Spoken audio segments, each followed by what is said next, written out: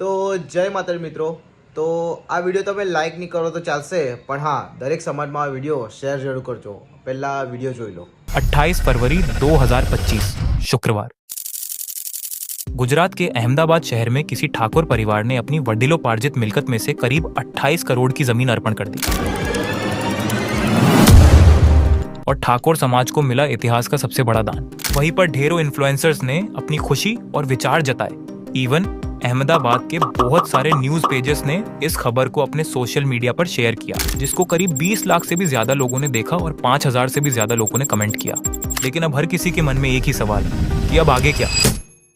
જગતના ભલા માટે જેવી રીતના ભગવાન જગન્નાથ આવી રહ્યા છે, બસ એવી રીતે ઠાકોર સમાજના ભલા માટે ઠાકોરજી આવી રહ્યા છે।